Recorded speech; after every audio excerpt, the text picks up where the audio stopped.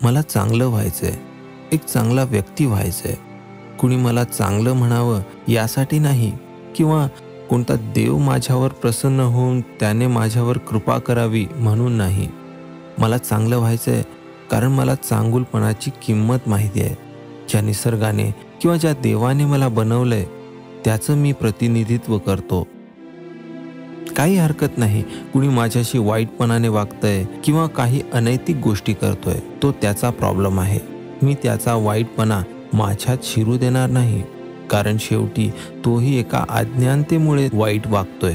पण मला जाणीव आहे चांगुलपणाची, आणि मी ती जपणार आहे, कारण मला चांगलं व्हायचंय. हे जग, ही सृष्टी एक मोठा सजीव आहे आणि आपण त्याचेच एक भाग आहोत.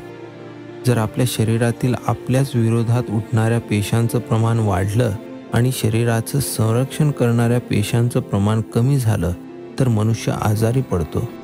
तसंच या सृष्टीचं आहे, इथेही तसंच आहे. मला जर सुंदर जग घडवायचं असेल तर मला तशा सुंदर पर्यायांची निवड करावी लागेल.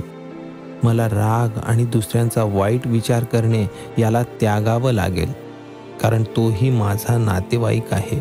माझं आणि त्याचं एक नातं आहे, आणि त्याचं वाईट करणे म्हणजे माझंच वाईट करणे होईल. पण मला काहीतरी चांगलं करायचंय, म्हणून मला चांगलं व्हायचंय.